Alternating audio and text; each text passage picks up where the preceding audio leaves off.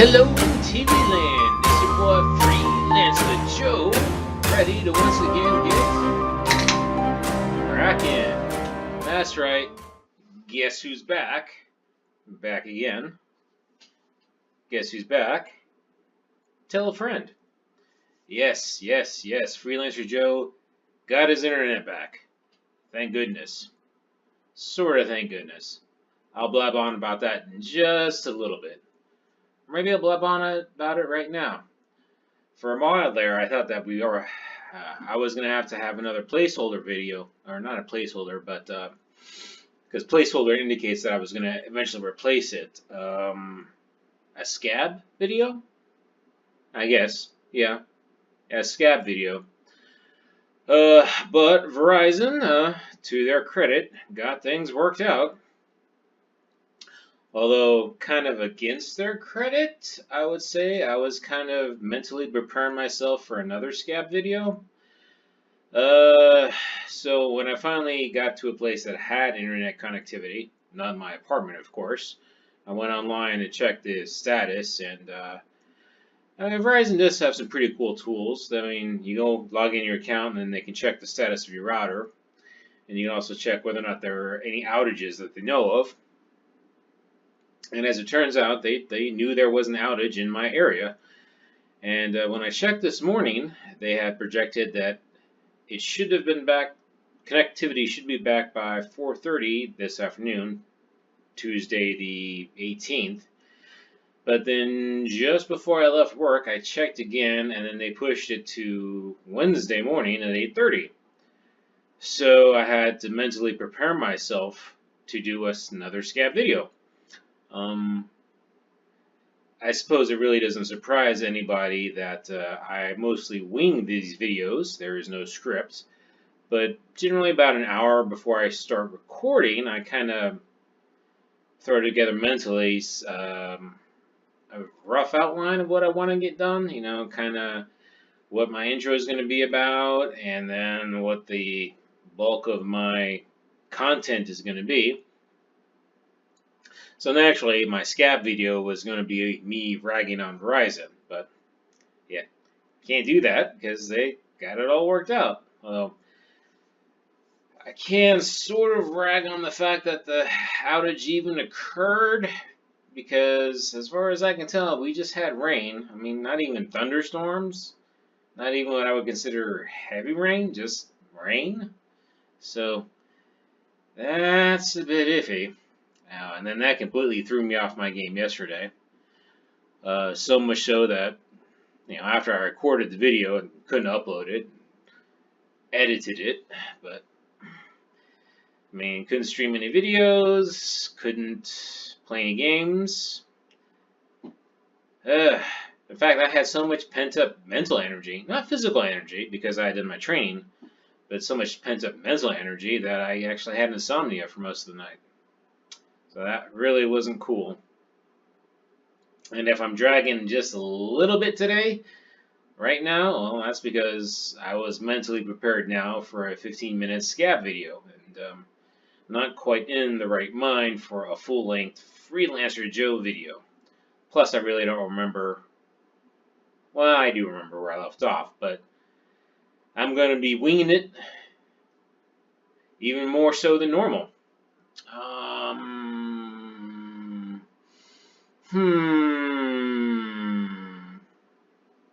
Can I blab on some more? Should I blab on some more? Is there more to blab on about?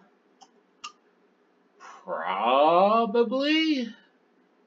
Yeah, not only am I not mentally prepared, just from having an outline of what I want to talk about, and then there's just the mindset thing. Yeah, it takes a lot of effort for an introvert to talk for about half an hour, even if he is just talking to himself. Sometimes I tell myself to shut up. I mean, I enjoy hearing my dulcet tones, but yeah. Sometimes peace and quiet is nice. Which I say, but I still like having background noise. Rhythmic noise, that's why I like music in the background. But yeah, something going on. Or maybe what's happening right now is the insomnia finally kicking in. I had energy throughout the day, but as it dragged on, it started to take its toll. But I will power through for you, my loyal viewers. I suspect right now it's just a viewer, and I do appreciate it. But I shall power through, if anything, just to show my commitment to my freelancer activities. Alright, so what I'm looking at, from what I could still mostly basically remember, yes. So when I had internet connectivity, which was, I guess, last check Sunday night, possibly Monday morning, I had broken down and gone ahead and read some of the DynamoDB API documentation. It actually wasn't anything I knew new to me. It was things that I already knew, but things that mostly that I knew, but at least didn't remember or had not been ingrained in my head long enough via repetition. And okay, so first, how am I going to go about doing this? What key points do I want to explain? Okay, so much like a regular SQL table, DynamoDB does have the concept of an index, and so I was kind of just using one primary index. But I was getting tripped up on some of the query aspects. So when I read through the documentation,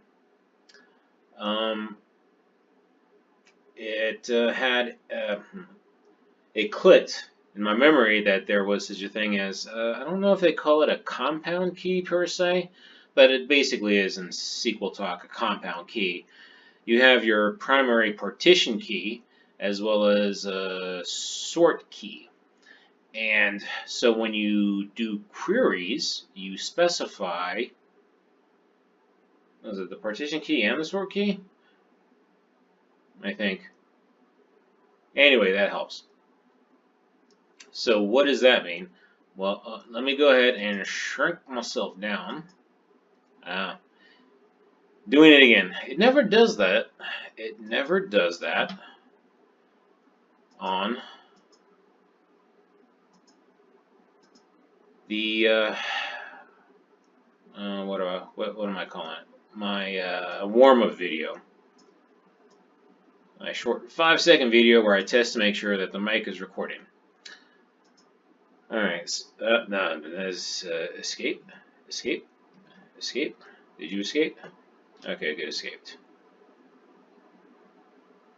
So I get the focus back and escape, so it drops the G.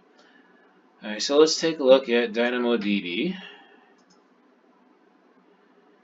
So, let's look at my tables. I ended up creating a new table. I also changed the naming convention again from the... It's really weird. It's like, in some of the documentation, the format they follow looks very similar to SQL, which I'm familiar with, and then some of it follows something else, more like JSON, which I'm also familiar with, but not generally in tables.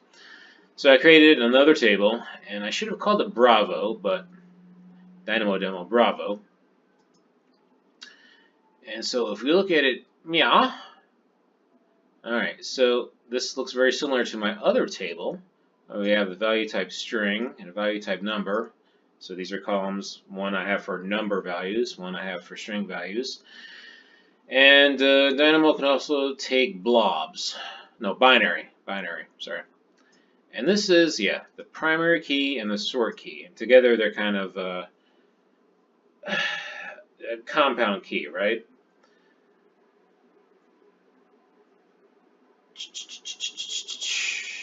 Okay. So as you can see, I already have some values in here, but So now these two together form the unique identifier, not just this. Something to do with the hashing function. I mean, I read the documentation, but I didn't read the documentation. Okay, so that's that. And all right, did you refresh? Yes, you did. And so then I coded up 4 test demonstrations of the functionality that I wanted to do. Now, if we remember the old, yeah, here we go. This is the old one, right? Is this the old one? No, yeah, it is, but let's read. All right. So this old one, I'm using the document client. Oh no. So back when I had done the SQL formatting for the tables, I was just using DDB directly, and as opposed to that document client. And I pointed out the very odd thing here about specifying the column type, S for string, N for value type number, presumably B for binary. And so reading the documentation, it was the point of the client was to basically remove the necessity of specifying the attribute value type. So this is what I worked up for putting into that table. So as we can see, we have our SDK definition, our document client reference. We still follow the same approach before of parameters, invoking the service, sending a missing field response if we don't have all the fields. One other thing I'm going to start doing convention-wise is in these generate parameters methods is to go ahead and kind of show what the parameters should look like for input. That way it's much easier for me to keep track of, especially when I'm coming up with my test cases in the Lambda, test input files for Lambda.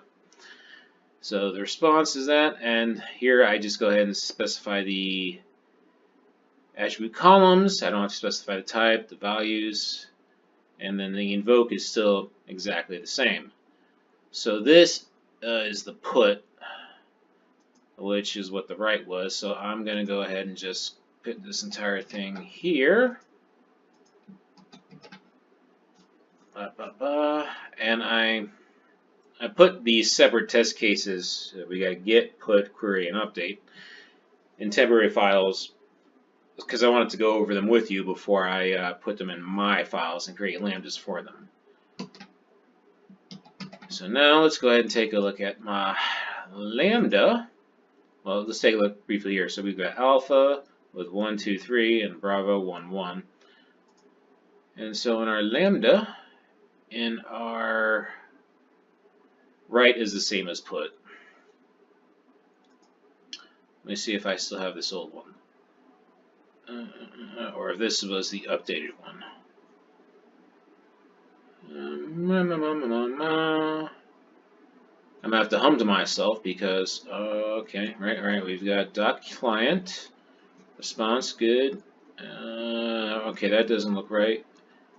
Now this is the query. Okay, so rather than, while I was testing this, rather than create separate individual lambdas, I just kind of overwrote my one of my existing lambdas, and just tested it through there. Alright, so I just cut and pasted the put. And, okay, I created the separate test things. So let's go ahead and let's get rid of the old ones. I'm going to delete this. Query, I'm going to delete this. Right. Update, we'll go ahead and delete this. Right. Well, I can't rename the lambda, so I'm not going to rename the lambda. But put already does the thing, so let's go ahead and delete right. and change the values for put. So we know we have alpha and bravo, so let's go ahead and do Charlie. Charlito's way. Charlie 111. Save. Now let's verify that alright, that no errors, no warnings. So let's go ahead and test it. And it says write success. So let's go ahead and look in here. Alpha, Bravo, and Charlie. Nice. Alright, so let's go ahead and look at our functions. What else do we have? We have Dynamo Query. Yeah. Query is kind of the advanced thing. Alright, so let me go ahead and create another one for the update. So Freelancer Joe-Dynamo-update-demo. Choose an existing role. This is our DynamoDB write demo. It's an update, so that's fine. Where's the OK button? Oh, there we go. Is it Dynamo or is it DynamoDB? Nerds, I don't remember. Okay, I think it's just Dynamo. Create the function. Function is created. Alright, so let's go ahead and... Oh, the function's created, but... Alright, so that's put. Reads fine. So, well, rather than create a new file and cut and paste it, you know what we can do? We can just go ahead and rename this one. If it lets me. Freelancer Lancer Joe Dynamo update demo. Alright, so this is going to look very similar to the write because again we have our input, our document client, handler with generate parameters, invoke, send. Alright, so this guy on the other hand, it actually takes the same thing as our put, except we're going to have our new values. We need the primary key, we need the keys to determine which one we're going to update. And then we're going to have our new values. So which one do you think we should update? Clearly I updated alpha and 2 before. So let's update alpha and 3. And I'm going to make it 30-30. How about that? Oh, wait, that means I need to, alright.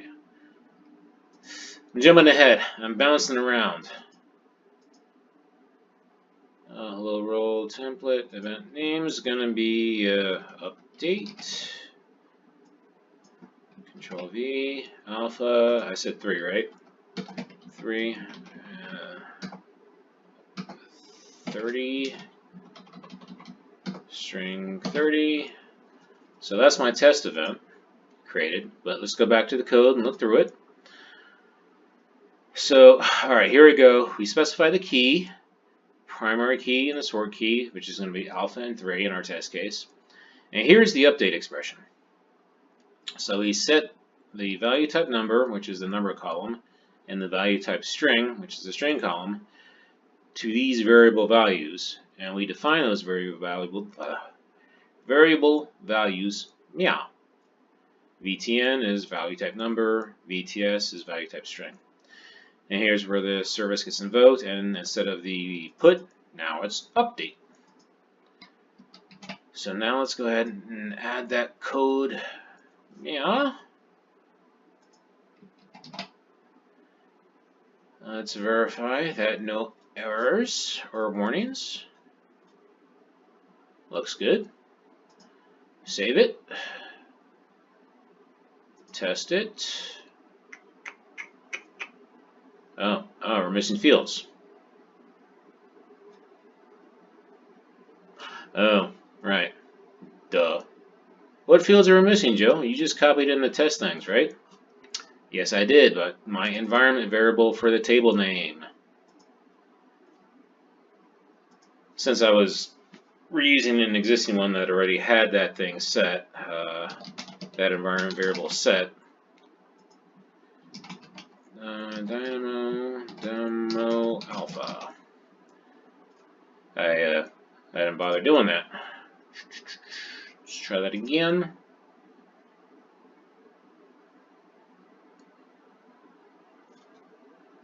Still missing fields.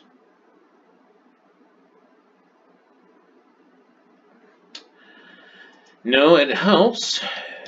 Table name, dynamo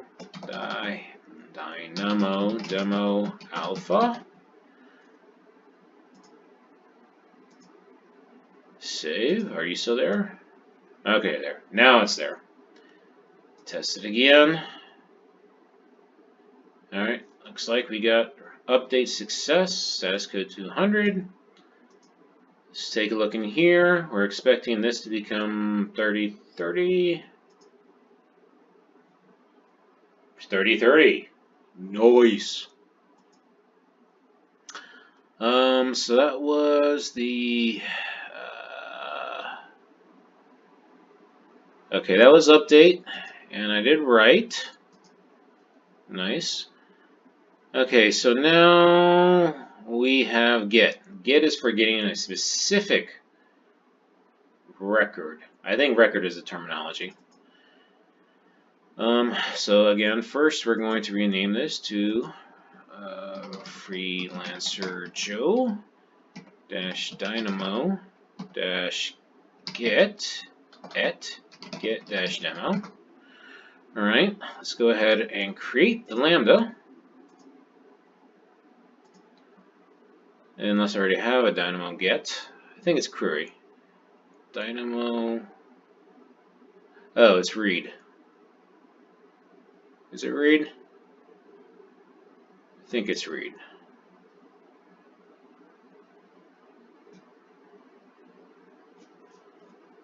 See, that's much why it's why I prefer having the lambdas named after the method of the service that's being invoked. Okay, so the read does a scan though, and I mentioned before that scan's bad because even if you set filters on it, it goes through every single record in the table. Now, if you know your table is going to be small, that's okay. But suppose we're looking for very specific entries we're going to want to get. And that's the whole point of having the primary key and the sort key. Well, the sort key's for querying, but... Alright. Now, since I don't want to do scans...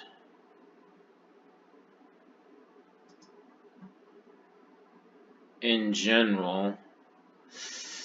you know what, I'll leave that one alone for now. We'll go ahead and create a new one. Now, the beauty of... I'm sure there's a limit on how many lambdas I can have, but the big limit is basically how many times these things get invoked. Freelancer Joe -dynamo -get -demo. Choose an existing role, which is the right, which should hopefully, I'm pretty certain it still works. Create function. Creates the function. Oh yeah, let's go through it again. All boilerplate, our import, .client, handler, invoke, send response, the parameters. Okay, so now we just have to specify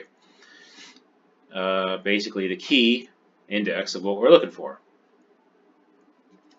And then the document client, we just say get.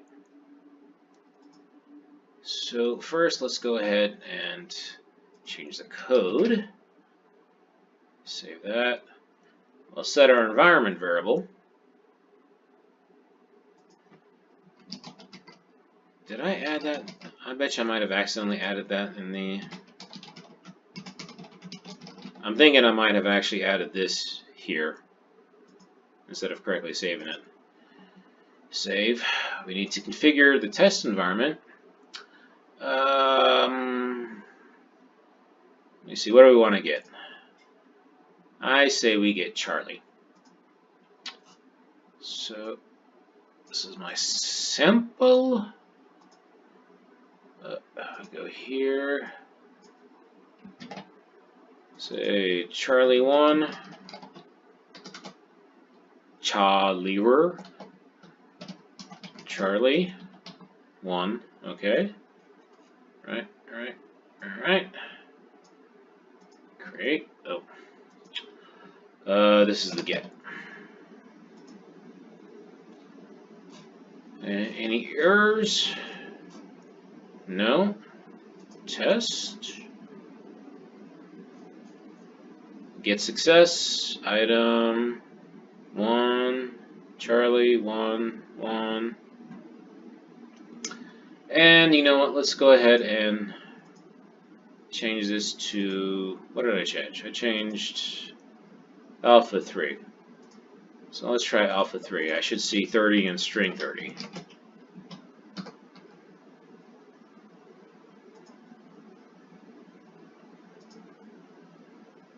And string 30. Nice.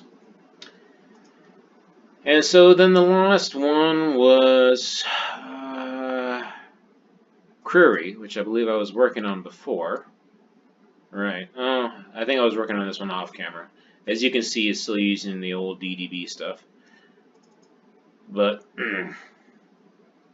so my query sample, again, all standard boilerplate, .client, blah blah blah. All right. So this is where things can get kind of. You know what? Number 1, I'm dragging. Number 2, we're getting close to the 30-minute mark. Number 3, this is exactly the sort of time when things go wrong. And since I'm dragging, I'm not going to risk it. So what does that mean? That means, number 1, I'm going to take a sip of my LaCroix first. According to the manufacturers, it's actually LaCroix, as in enjoy, so they're clearly not French. Trying to see where it's manufactured or bottled in. Missouri. Okay, yeah. Alright. I can see why they wouldn't want to do the sissified French. Alright, yes. So I'm going to save this query stuff for tomorrow because I can probably play around with it some more to demonstrate to you how the filtering works, which is kind of cool, actually. Yeah. So while I am dragging and there is a haze going on in my head, it is good to be back in action. And thank you for bearing with me as I dealt with, well, I didn't deal with my internet issues. I merely endured the hardship. Really, it was Verizon that dealt with it. That was probably their fault too to begin with. Probably not. But thank you for bearing with me, and thank you for joining me. I hope you will join me again for the next video, and I hope that you have a wonderful rest of the day, and that you take care, and God bless.